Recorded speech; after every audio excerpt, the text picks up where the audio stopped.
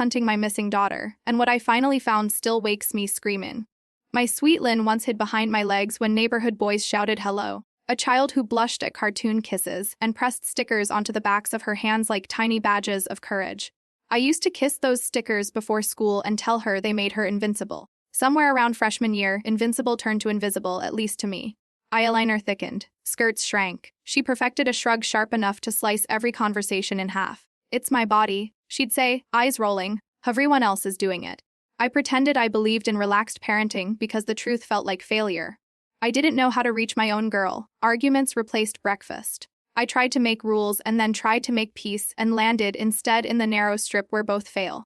She brought boys over. Boys with car keys and shadows for eyes. And once, a man who looked older than me smiled from the hallway as if daring me to say something. The night I snap. I wasn't looking for trouble, I was looking for a missing bracelet I knew she'd borrowed. I opened the drawer by her lamp and found a tiny baggie of white. My college years whispered what it was before my mouth could form the word. I sat on her bed, baggie on my knee, waiting for the sound of the front door. When she walked in, I lifted it like proof. We detonated. Accusation, denial, voice on voice until there wasn't air, only heat. By morning she was gone, 2 of my suitcases, too. Her closet held a hanger's grin and an echo. I called the police, told them my daughter was missing, and learned how quickly a life can be reduced to a form. How old? 15. Any history of running? No. Friends she might be with. I listed names that tasted wrong in my mouth. A file number was made. A mother was unmade. Days folded into one another. I drove the grid of our small Texas town like prayers stitched in asphalt.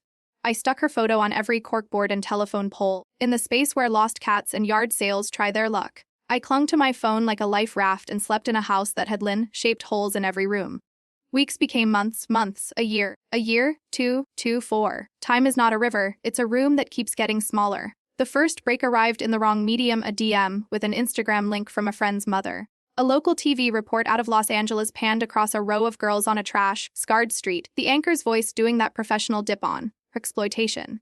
The camera stuttered, and there, chin scar, left eyebrow with the little kink from when she fell off her bike, was my child, older and thinner, and painted in someone else's idea of pretty. I didn't hear the rest. There was only the headline crawling like an accusation, Su tar 8 cx war cars. I booked a flight with hands that couldn't stop trembling and closed my front door on a life that had waited long enough.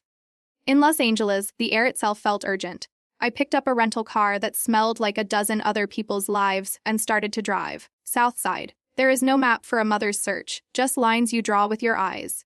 I learned the names of streets the way you learn a new language, by listening until it hurts.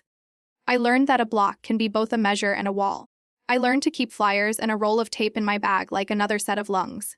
People taught me how to look. The night cashier at a liquor store with a cage around him said, "They move like flocks. You gotta watch the corners."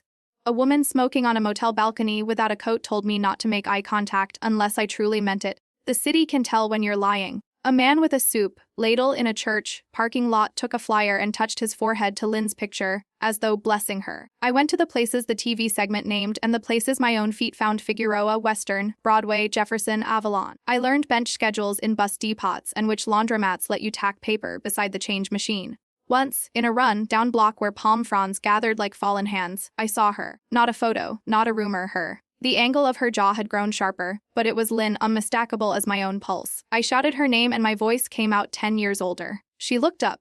Everything else in the world moved aside. She ran. I matched her. We met in the street like a collision that had been waiting to happen. "Mom," she sobbed, and the word was a key that fit the part of my heart I'd been holding closed. I kissed her hair and tasted smoke and sugar and the stale exhaustion of a life lived outdoors. We sat in a fast food booth with orange vinyl that squeaked and stared at each other across a paper tray like two strangers trying to build a bridge from napkins. She picked at fries and didn't look at me when she spoke. "I can't come with you?" she said, voice small.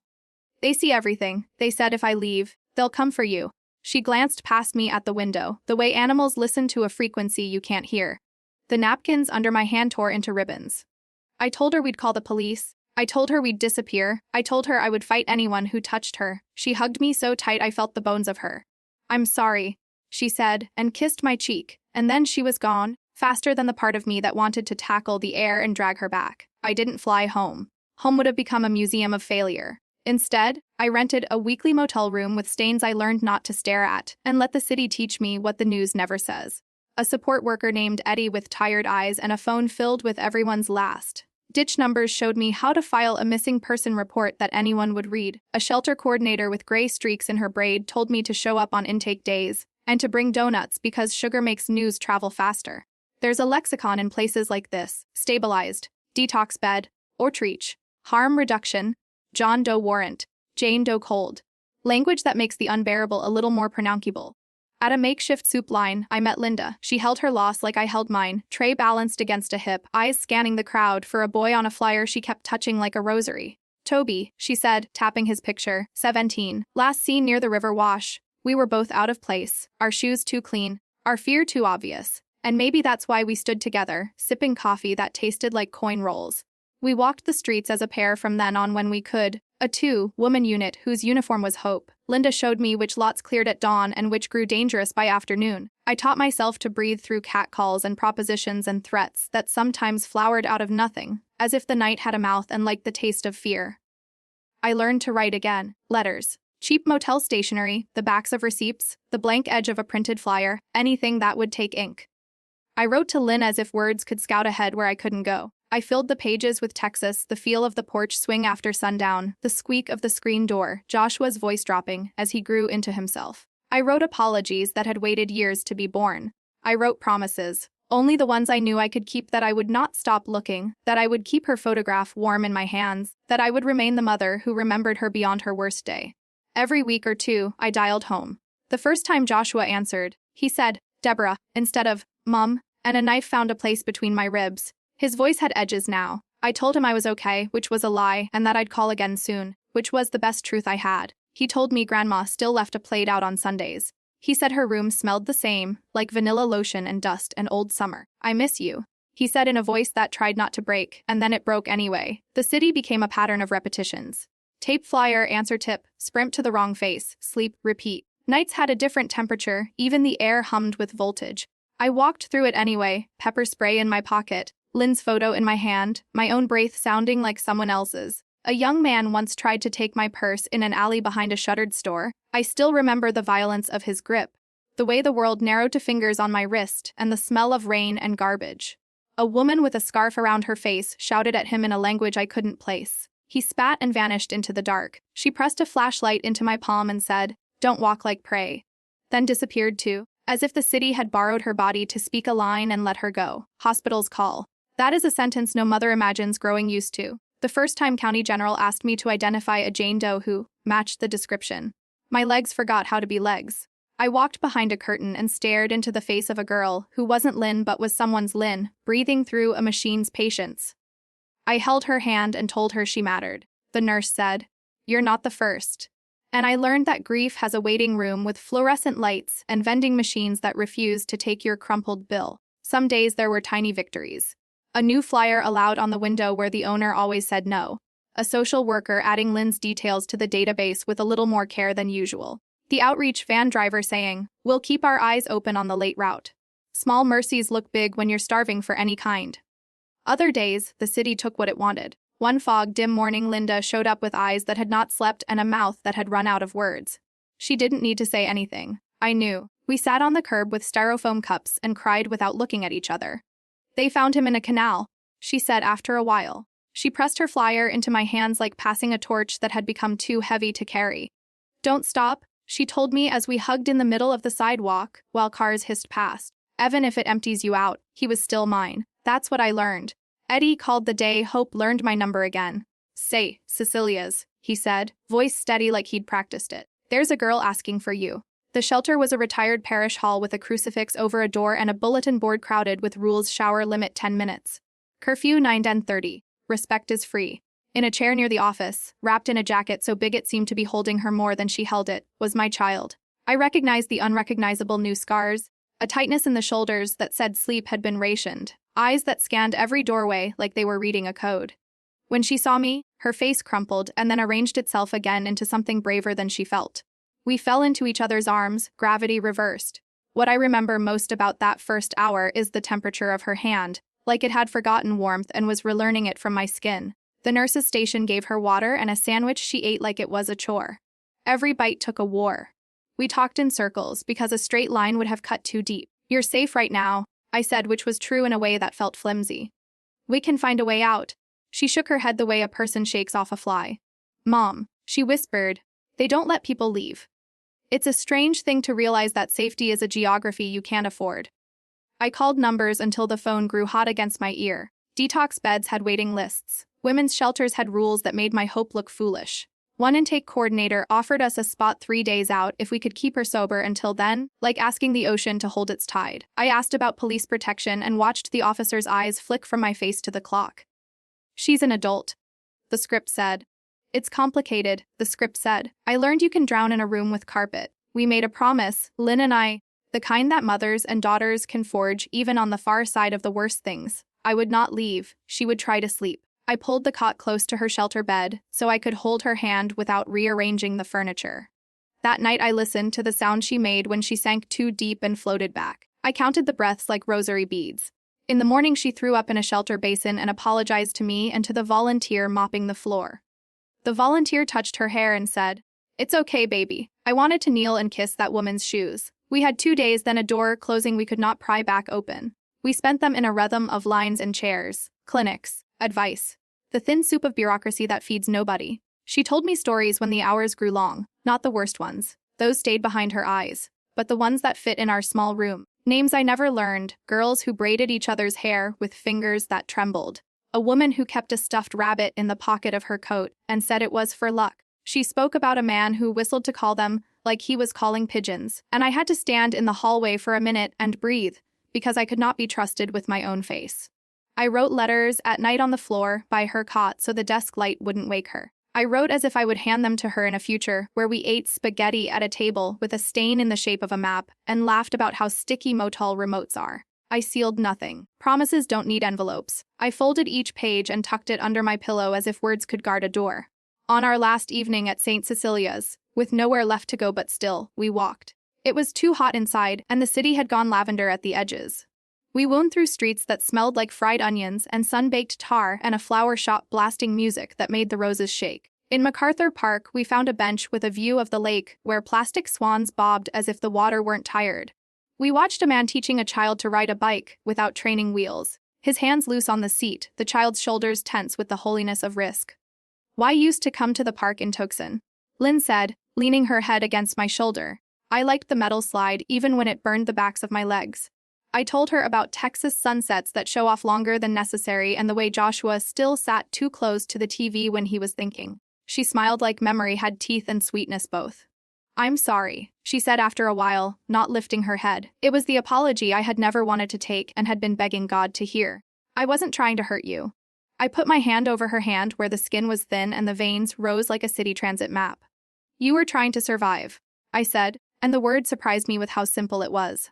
We stayed like that until the sky went from lavender to bruised to the kind of dark that tries to pass for mercy. At dawn, everything you think you can hold reveals it seems. Somewhere between the first trash truck and the first bus brake hiss, Lynn squeezed my fingers and said she loved me with the voice she'd used at 8 and 13 and now. She slept again and breathed like water, trying to decide whether to be ice. I memorized her face the way you memorize a poem you know you'll need.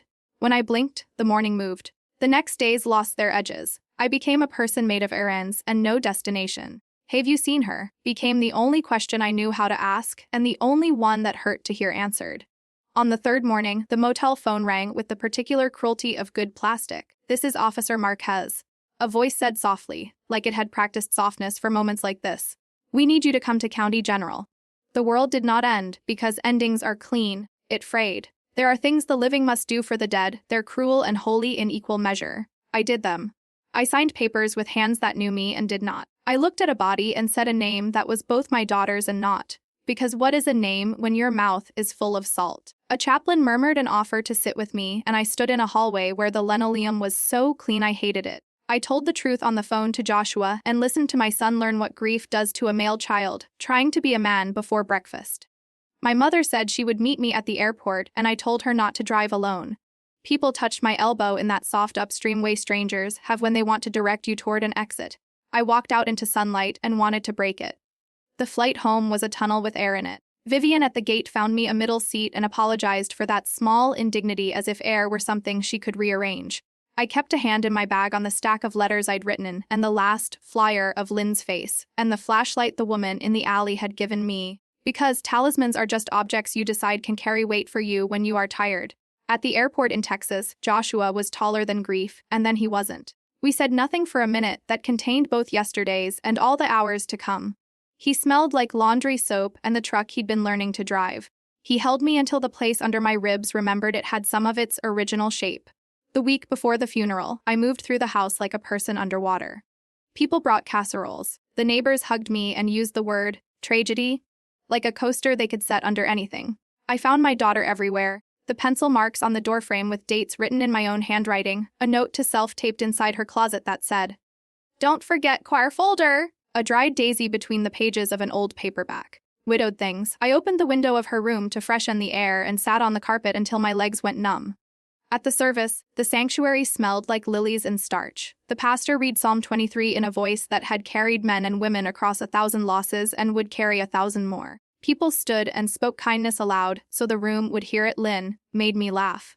Lynn stood up for my kid when others didn't. Lynn sang like the lights wanted to listen. I walked to the front when it was time and told the truth. I had my daughter contained multitudes, and I loved every one of them.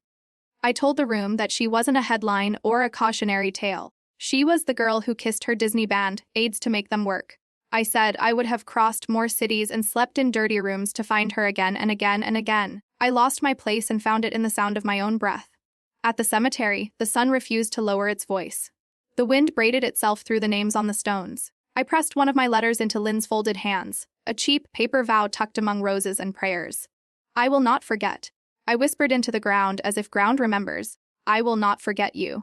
The shovel's first bite into earth sounded like a door I didn't know how to close and then, somehow, closed.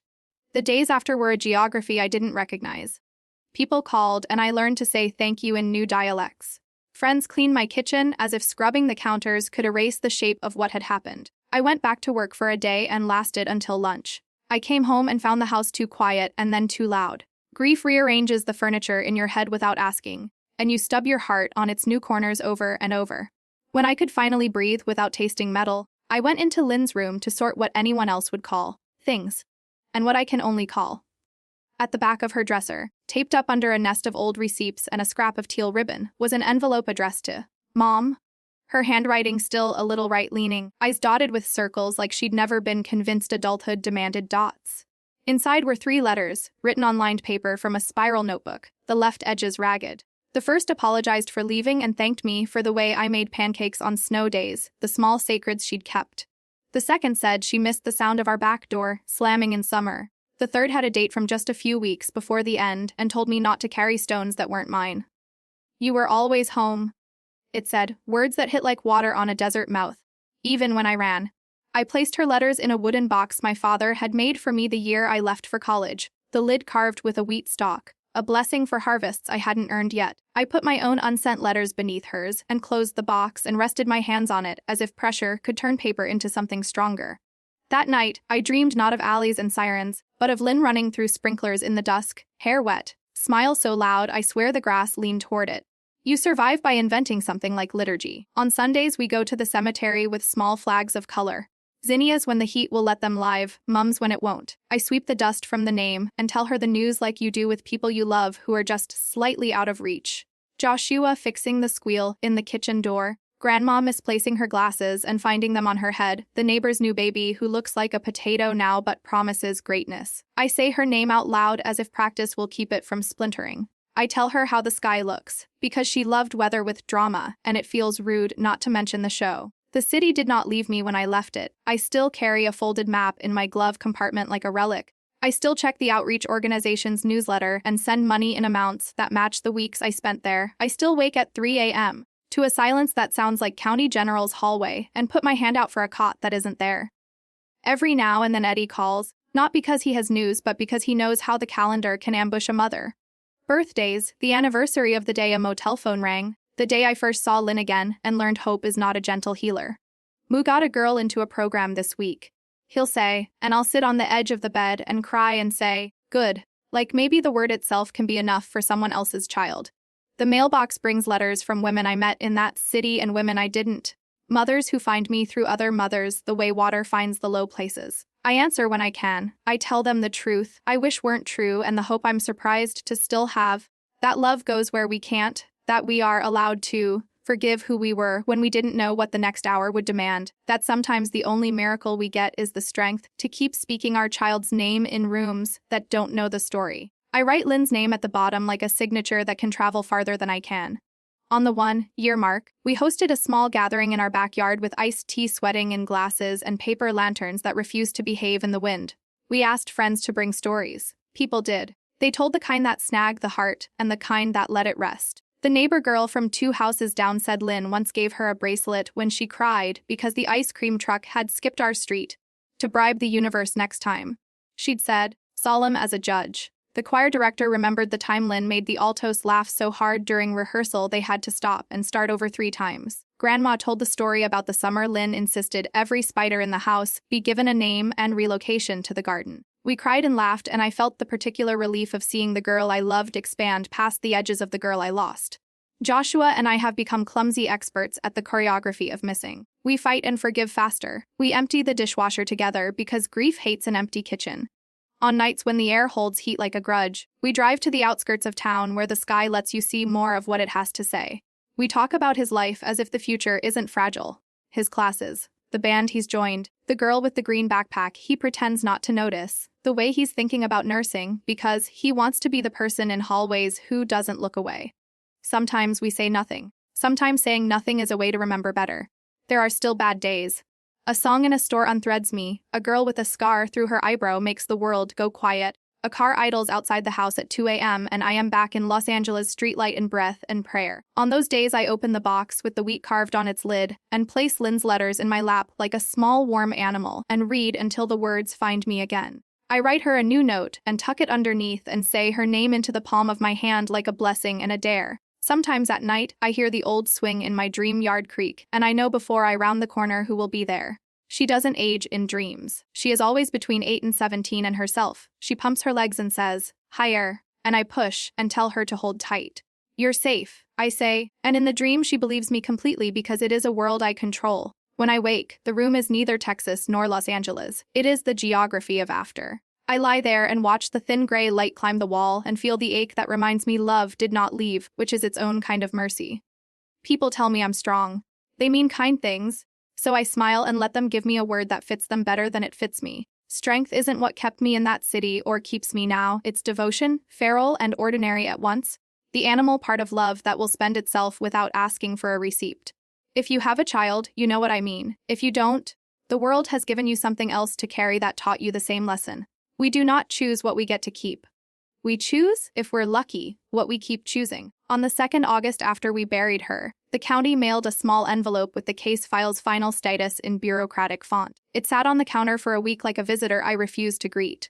When I opened it, my body went hot and then cold. Closed, it said in language careful as glass. I held the paper and thought of every door I'd walked through, every door that had not opened, every girl whose name I didn't know and knew anyway. I took a pen and wrote Lynn's name over the word, closed, until the ink bled through.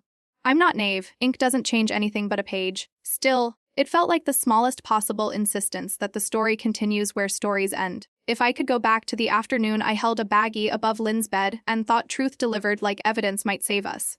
I would sit beside my daughter and ask what hurt, and I would listen without my fear narrating the room. I would tell her it was okay to be lost and that I would walk with her until the street signs made sense again. I would get it wrong, because I am human, and try again, because I am hers. I would put the entire dictionary between us if it taught us how to speak without drawing blood.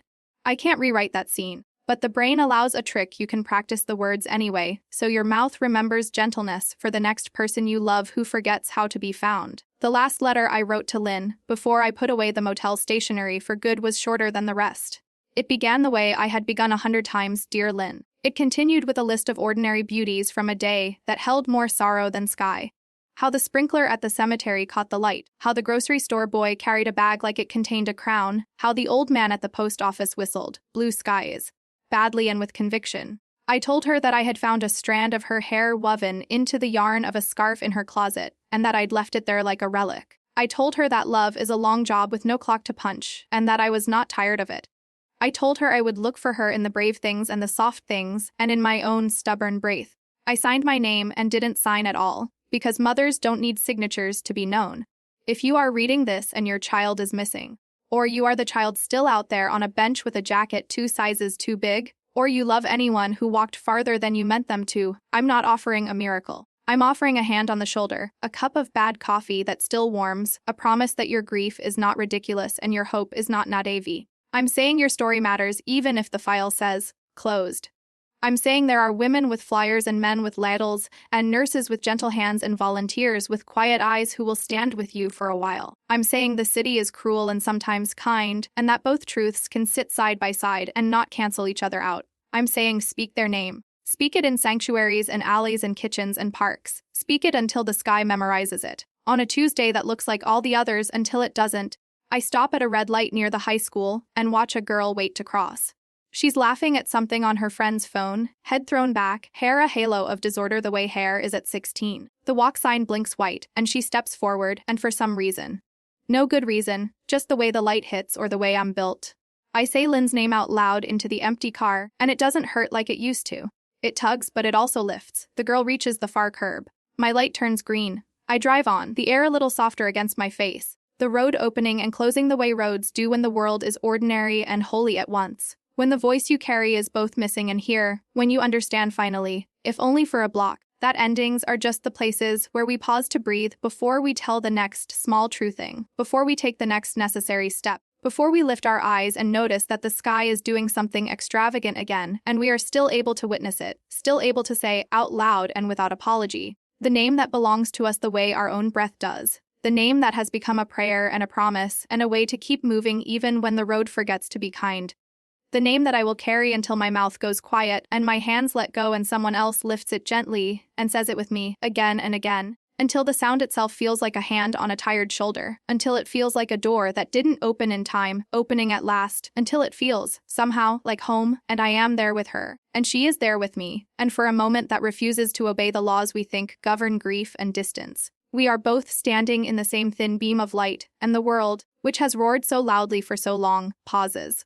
Just long enough for me to tell her one more true thing, the one I have been rehearsing in every letter, in every room, on every street, the one that is always the first and the last thing, the one that has learned how to carry itself when I cannot, the one that asks for nothing and gives everything, the one that sounds like my own name coming back to me when I say hers, the one that simply says I love you, and she turns toward me, and for once there is no wind, and no siren, and no door slamming, and no shadow moving where it shouldn't. There is only the softness of her mouth shaping an answer I know by heart, and the light stretches, and the car behind me taps its horn, and the moment thins into the usefulness of ordinary time, and I roll forward, whispering her name again, one more time, until the traffic carries me past the crosswalk and the street becomes something I can trust again, and the sky, without asking our permission, invents a new color at the edge of town, and I drive toward it with both hands on the wheel and the window cracked just enough for the air to remind me that I am, somehow, still here, still saying the words that I've learned to be both anchor and sail, still making room for the next breath,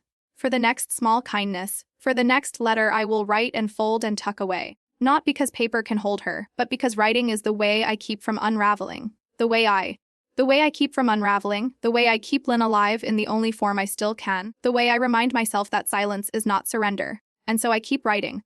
Some nights the letters are short, just her name repeated until my hand cramps, as though echo alone could build a bridge. Other nights they stretch until dawn, filling pages with the small details of survival, what Joshua cooked for dinner, how Grandma still hums while folding laundry, the way the sky blushed orange before the storm broke. Each word is a tether, keeping me from floating too far from the ground. And in those quiet hours, with pen scratching and the house asleep, I discover something I never expected. The act of writing is not just reaching for her. It is also reaching for me. It is the thin thread that holds together the mother I was, the woman grief tried to hollow out, and the person who still gets up each day and chooses to go on. Some mornings I fold the newest page into the wooden box and whisper goodnight even though the sun is already up. Some mornings I simply press my palm flat against the lid and breathe. People think grief has a finish line, but it doesn't. It is not a wound that closes, it is a landscape you learn to walk. At first every step cuts, but slowly, with time and memory and the stubbornness of love, the ground softens. You still stumble, you still bleed, but sometimes you also notice the flowers at the edge of the path. blooming in soil you thought too ruined to grow anything. I tell myself Lynn would want me to see those flowers. She would want me to laugh when Joshua makes a joke, to cry when the music swells in church, to reach out when another mother with a flyer crosses my path.